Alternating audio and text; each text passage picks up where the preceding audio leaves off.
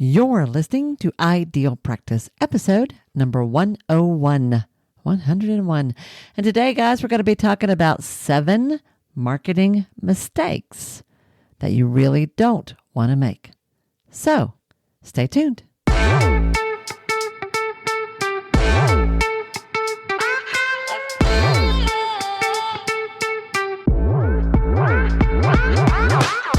Hi, I'm Wendy Pitts Reeves, and with over 2 decades of experience in the private practice world, I've built my 6-figure business while learning a lot of lessons the hard way.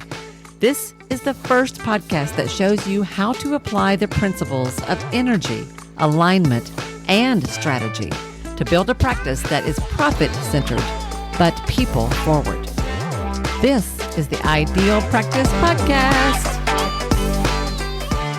Hey guys, and welcome back to another episode of Ideal Practice. Thank you so much for tuning in. This is your host, Wendy Pitts Reeves, and I'm so happy to be here with you today. It's a beautiful day as I am recording this, and it feels good to be back here. I have been traveling a lot in the month of April. I've been kind of all over the map, and there's something just sort of comforting, isn't it, about returning to your routine, getting back to my desk, being in my space, doing what I love doing, which is hanging out with you guys. So did you all hear last week's episode, number 100? I sure hope you did. I hope you tuned into that because that was a really special episode. We were celebrating that so important milestone, our 100th episode. And there were all kinds of juicy tidbits in that episode. Go back and listen to that because we pulled segments from the most popular episodes we've had to date. And golly, it's really rich. Be sure and go back and check that out. What I really want to celebrate, if I could, is just what it takes to make this happen. I want to just give a quick shout out to my team. Many of you have met Queenie Verhoeven, my right hand woman of all things. She is amazing. She is started off as a simple VA. She's so much more than that. Queenie basically keeps things running in the background over here, and I couldn't do anything that I do without her. But we have also added a couple of new members to the team that you may or may not have met yet. Shara Burak, many of you have met her. Those of you who have been interviewed have dealt with her because she is my podcast assistant who is handling a lot of the guest work that's involved in reaching out to, connecting, setting up our guest interviews. Shara has been a tremendous addition to the team. She's super organized, really great at systems, and has been just what I needed in that department. And then just lately, Kirsten McGuire has joined us. Shara is all the way over in the Philippines. Kirsten is in Australia, and Kirsten is a content extraordinaire. That woman, she does lots of things, but she has been incredibly helpful at helping me with the overall planning that it takes to put something like this together. When you start a project like this, you often are the one wearing all the hats, and that's who I've been, but that's changing.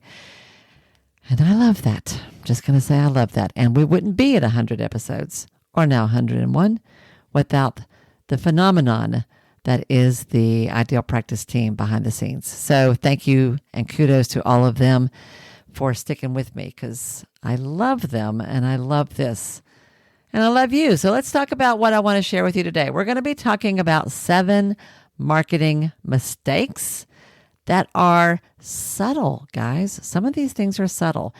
And I wanted to talk about this because a few weeks ago you met Sandra Costello. She was the photographer in Cape Cod, who had so much to share about what it means to do a brand photo shoot that highlights the brand of who you are in your practice and in your business. And I felt like it would be great to follow up that conversation with talking about what not to do. So if you go back and listen to that was episode 99. Sandra shared a lot of things about the energy that we bring to our marketing. That is so much more important than a lot of us realize.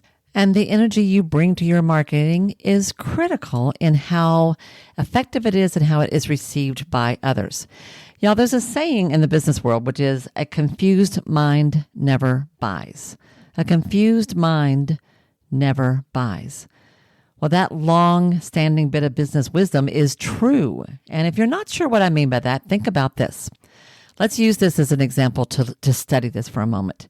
What is your favorite restaurant for business or lunch? Think about a place that you go back to over and over and over again. All right. It might be a fast food joint. It might be a local coffee shop. The odds are it's a place you have visited so often that you've just about memorized the menu. Hey, I already know what I want. I want one of your spinach artichoke souffles. Have you got any left? I hope. Oh, good. Yay. Thank you. That's what I say. You know what that is? Do y'all recognize that spot? If you know exactly where that comes from, because it's a national site, tell me that in the comments below. I want to ask you, when you think about your favorite place, why do you keep going back? It could be that the environment suits you. It could be that their food suits you. It could be that their schedule works for you. Perhaps environmentally, it's just the kind of place that others and people like you really like. Maybe it's nice and quiet and it's really good for conversation. Maybe it's bustling and busy and you kind of like the energy of that. Maybe it's kind of country cozy, a little rustic, a little rough around the edges. Maybe it's really sleek and minimalist and very urban. Whatever it is, it fits your personal style in a way that you value, and it suits what you need, what you're looking for in that moment. As far as the food goes, maybe it's organic with lots of vegan and gluten-free options, or maybe it's country fried Southern comfort. I don't know. But again, whatever it is, it fits your personal tastes in a way that feels good, or it suits what you need in that moment. If it's the schedule that works, maybe you're in a hurry and it's where you hit up for the place you hit up for a smoothie after your early morning workout, or a quick bite for an on-the-go lunch. I'll tell you, the group practice that I used to run, our favorite place to go for if we were going to do any kind of a group lunch out of the office was our local Mexican restaurant that we loved for all kinds of reasons. It's just a really great place. Shout out for those of you who are local to me, to Los Amigos in Maryville, Tennessee. Yes, indeed, we love Los Amigos. But the main reason we went there as a group was because no matter how busy they were, we knew that they could get us in and out in an hour, even if there were 6 or 7 of us at the table. So do you see a pattern here? Effective marketing makes it easy for you as the customer, as the buyer, to recognize, understand, relate to, use, appreciate, and buy the products that are right for you. Now, when I talk about product, that could be lots of things. Your product might be one-on-one psychotherapy. Your product might be a parenting course. Your product might be an hour on a massage table. Your product might be a 6-week course on how to get your newborn to sleep. Your product might be a support group for kids on the spectrum. Whatever it is, if you have a product that isn't selling, a program that nobody's coming to, or content, maybe you're writing things that nobody's reading, it might be because your marketing isn't so clear and your audience, that is your potential customers and clients, your prospects, are confused. And remember what I said, a confused mind never buys. So I'm going to speak to you as if I was one of your clients or a potential client. Let's say I am looking for help with a specific problem. And let me think about how I want to set this up. I'll tell you what, I'll use a live example. So about 3-4 years ago now, I was at a point where I felt like it was probably time to go back into therapy myself. Had lots of stuff going on. I could feel a lot of really big, important life changes that were coming my way. Things were happening with my business. Things were happening in my personal life. It was kind of like a lot all at once. And I hadn't done any of that kind of work in a long time. And I thought, you know what, maybe I should go talk to somebody. So I'm a therapist who started looking for a therapist. All right. So think about that scenario. And I'm going to use that as my framework because that's real. And I'm going to talk through these mistakes. And they apply, y'all, to all businesses, but this will help you understand this. So the mistake number one is, I don't know who you're talking to. When I go and look at your Psych Today profiles, or I've looked at a bunch of your websites, or I've seen what you've posted on Facebook or on Instagram, I don't know who is your intended audience and who isn't. When I read what you've got online that talks about what you do, how do I know that you're talking to me? And how would I know if you weren't? How do I know that you were talking in this case to a woman in midlife who is making a lot of midlife decisions and coping with a lot of midlife transitions? I mean, how do I know who you are? And if you are a good fit for me, because I could not tell who you were talking to. It sounded like you were talking to everybody. I have absolutely no idea if you were talking to me. Mistake number two, I can't tell what you actually do. Like, what kind of problems do you help solve? And how would you help me?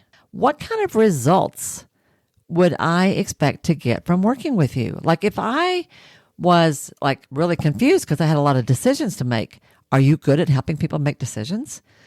If I was facing big life transitions, could you help me navigate those transitions? If I was anticipating grief, could you help me prepare for that grief? I don't really know. What kind of problems do you help solve? And how do I know that you can help me with mine? Because mine are unique to me. Of course, we all think they are, right? Mistake number three, I don't really know you. What do you stand for? How do you think? What kind of personality do you have? And why should I trust you? Like, how do I know that you know what you're doing, for one thing? Is it your experience? Can I tell in the stories that you tell? How am I going to know that you relate to me, or even might be able to relate to me? How do I know that you get me and where I'm coming from? I may not know that until I meet you, but it would be sure nice to get a sense of you, your personality, just from being able to read online. Because, I'm looking at a lot of folks. And how do I know that how do you stand out from all the rest? Because they all sound the same. And if I've looked at a lot of people, after a while, I forget who I've looked at, right? Do you offer something maybe a little different or unique or unusual? Maybe there's something about you that's a little edgy or funny or more human that is really appealing to me. Maybe I'm just looking for somebody who is a dog owner and will understand that I like my dog. Who knows? But I don't feel like I really know you, and I can't tell anything about you. Your stuff online is very formal or very generic, and I just don't have a sense of you as a person. Okay, mistake number 4, I don't recognize you when I do see you. As I'm looking from one place to another, you kind of blend into the background in a way. I have looked at so many sites. Honestly, I'm getting you all mixed up, and I don't know when I'm seeing your clinic, your service from all the rest of them. Like when I see a Golden Arches, I know that's McDonald's. I at least know who that is because I recognize that spot. I recognize that color. I recognize that shape. I recognize those words. But man, I get you guys all mixed up because I can't really tell your visual brand that, oh, this is that place. This is that person. Your colors, your fonts, your taglines, your titles, they keep changing and it gets a little confusing to me.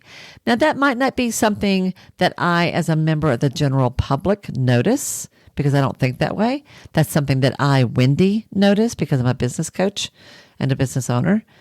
But I, as a member of the general public, what it means is I will just forget you because I don't recognize your brand. There's nothing that makes me see, oh, that's that person.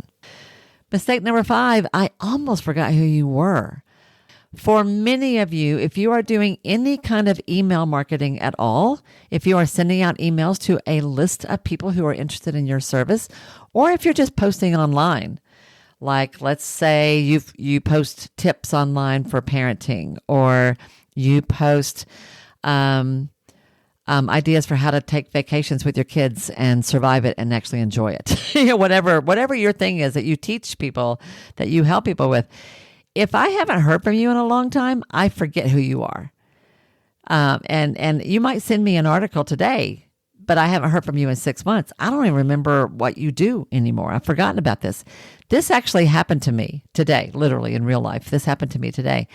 I got an email out of the blue from someone I don't know that the subject line was something like, we're so excited about our new service or our new program or something. And I thought, what new service? What is this? And it sounded like something I should have known.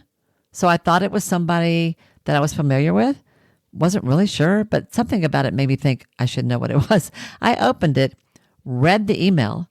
It was a long email from some company in Texas announcing that they were starting a new program and that they were grieving the loss and closure of a former program that they only referred to by its initials. I have no idea who those people were. Couldn't tell you what they did. Didn't recognize the company name. Didn't recognize the initials of whatever it was that closed that they were all sad about. Couldn't tell you what the service was. It was a beautiful email about we're going to continue the work and we are committed and we are coming back together under this new umbrella. And I'm like, yay for you. Have no idea who you are. So you know what I did? I unsubscribed, of course. Well, if you are marketing, let's say the situation I was talking about earlier, if you're a therapist that I follow online, maybe I signed up for something that you did 6 months ago or a year ago, but I haven't heard from you since. Well, I don't remember that. I've forgotten that. So tell me again, who are you and what exactly do you do? Because I've forgotten. That's mistake number 5. Mistake number 6, you haven't told me why I should care. Remember I told you I'm looking for help. I've looked and what do we do today, y'all? We don't pick up the phone and call people. We might ask our friends. We might ask our doctor. We might ask a colleague. We might ask, we ask around, who do you know? But most of what we do is we do a Google search, right? Well, I've looked at a lot of your stuff and, you seem like a nice person and I'm sure you're good at what you do if I understood exactly what that was. But, I'm pretty busy and I get hundreds of emails every day.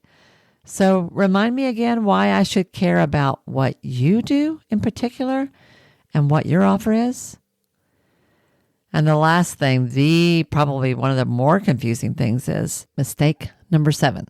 I don't know what you want me to do next. Even when, let's say you and I, somehow or another online, you got my attention, there was something about you that did stand out. You did share a little bit more about yourself, and I did kind of like what you had to say. It resonated with me. I did actually feel like maybe you would get me because of something you said. You got my attention. I'm listening. I'm curious. But now what do I do? Should I call somebody? Well, what's your phone number? And I can't find it on here. Am I supposed to click on here somewhere? And if I do, what happens next? I can't really tell from what I found about you online, or I can't tell from the email you sent me. And on and on and on it goes. Essentially what I'm talking to you all about in these mistakes is a tendency to be generic and vague. So let me talk through these same 7 mistakes and what they would look like done well. How to be effective, how to be impactful, how to make sure that the people you are best suited to serve will get it, will recognize you, and will pick your name out of the hat that has 100 names in it. Okay? So when I said mistake number 1, I don't know who you're talking to, the way to correct that, be very specific about your audience. I myself work with women leaders at midlife who are often in the middle of a mid-career or family transition, who have a lot on their plate, who are kind of tired of just getting by and are ready to shake things up and do things better. That's who I work with in my counseling practice. In my coaching practice, I work with private practice owners who are also tired of settling for what's good enough and are ready for something better. But I tend to focus on women leaders at midlife. And I say that. Who do you talk to? Mistake number 2, I can't tell what you do. Don't just say that you do EMDR. I don't know what that means. Tell me what it is, how it helps, and how it's going to specifically apply to my problem. In other words, do you help people get over an accident they had 10 years ago that makes it where they can't drive on the interstate?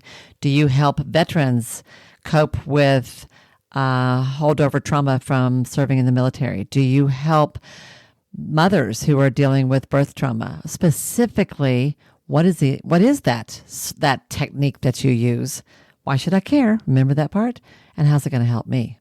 When I don't say I don't really know you for mistake number 3, a little personality helps. Maybe you're known for being a straight shooter. Maybe you're known for your sense of humor. Maybe you're always a little late and they just have to know that and put up with that. Maybe you're an adoptive mom who can help with all sides of the triad because you've been there yourself, right? See what I mean? Mistake number 4, I don't recognize you. I'm really talking about your visual brand there to make sure that every time I see your stuff, I know that, oh, that's those people. That's really helpful. That was one of the things that doesn't seem as important on the surface, but it helps you stand out because people begin to recognize every time they see your stuff, your logo. It's not the only thing that matters, and a lot of people think this is the most important thing. It is not. All the rest of this matters more. But it helps if I can recognize you when I see your stuff. Mistake number 5, I almost forgot who you are. One of the best things you can do, y'all, is to stay in touch with your audience. And your audience, if you are a therapist who works with families with young children, your audience are daycare workers, OBGYNs, primary care doctors who work with full families, elementary school teachers. Your audience are all of those. Talk to them, write to them, get them on a mailing list, send them out emails, and don't do it every 3 months because they will forget you even exist. Stay in touch. That's how you nurture a relationship. Mistake number 6, you haven't told me why I should care. That's all about standing out. It's how you're different from all the rest. I am coaching a therapist who, after a good amount of time, like she's really worked on this, and what is evolving for her is she is a spiritually focused person, personally. Not something she talks about so much, and I don't mean from an organized religion point of view. I mean that she has a lot of tools that she uses personally that help her stay personally grounded. And she is beginning to recognize that she is a holistic therapist who has actually all kinds of tools that help people go deeper and connect in a deeper way. And once she's beginning to own that, she is talking about that. So in terms of you haven't told me why I should care, when she speaks, it's going to speak to that part of me that is hungry for a spiritual grounding, a spiritual connection that I didn't even realize I was missing. And that's going to stand out from the dozens of others who sound just like her in her community. And the last one, I don't know what you want me to do next. Please tell people what to do. Call this number and let's set up a 10-minute consult. Click on this link and send me an email, and I'll reach right back out to you within 48 hours. Fill out this simple 3 questions that will help me figure out if I'm the right person for you, and I'll get back to you on this little form. Whatever it is, make it really obvious, easy to follow, easy to take action on. Okay? All right. So essentially what I'm saying to you all here is when you're writing any kind of content for your business, a website, a launch, an email to your list, look at it from the point of view of the person on the other end and imagine that they know nothing about who you are or what you offer. Are you answering the questions in their heads? You know what? Just a quick tip for you. Another way to understand this, if you're still with me, I hope you have stuck with me. Another way to understand this is to learn by studying. Look at the marketing that's popping up in your own email inbox this week. Open a few of them and use this list to evaluate what you see there. What do you notice? How are they doing? Are they telling you who they serve and who they don't? How they help, what problems they solve? Do you understand what you're reading about? Or is it a bunch of really pretty stuff that tells you nothing? Whatever it is, I don't know. Notice the ones that you click with, that resonate for you, the ones that make you kind of lean in. Notice the emails that you get that make you go, oh, what is this? I might like to know more about this. What is it about that email that caught you, that got your attention? Because attention is everything. What is it about that email that you resonated with and why? because that's the experience you are trying to provide for those who are on the other side of your stuff as well. Your emails, your website, your Psych Today profile, your social media posts. All right? All right. Good. You can learn so much from that. So go back and use the 7 things that I just laid out for you today. Go back and look at your own stuff and see how you think you're doing on each one of those. And see if it might need a little sharpening, a little more specificity, a little more clarity, because that's going to serve your audience, your prospective clients, and it's going to serve you. That's a win-win for everybody, right? Yes, it is. And with that, everybody, that's what I got for you today. I hope this gets you thinking. I hope this gives you some specific foundational skills that you can apply to learning how to become a better marketer, because that too is part of growing an ideal practice. All right, everybody, with that, have a great week. Let me know what you think about this. Talk to me in the comments, post a review, reach out to me personally. I would love to hear from you, and I hope you have an awesome week. And I will see you next time right here on Ideal Practice. Bye now. Hey guys, real quick before you take off, how are you doing in your practice? Could you use a little bit of a cash infusion, or are you just feeling a little bit stale? Whatever it is, I've got a solution for you. If you're looking for creative ways to add to your income, I want you to check out the fun, free little ebook that I put together for you. It's called, get this, 31 Practical Ways to Increase Cash Flow in Your Private Practice without becoming salesy or sleazy or someone you don't even like. In this little ebook, you will find 31 ways that I have done this in my own practice. Now, some of them are things that you have to clean up. Sometimes it's about plugging in the leaks and stopping losing money. Sometimes it's about stepping into a whole new way of offering your services or packaging your services. Every single thing you'll read in this little book is something that I have used successfully in my own practice. And there might be something in there. In fact, I know there's something in there you could actually implement as soon as tonight. Easy peasy.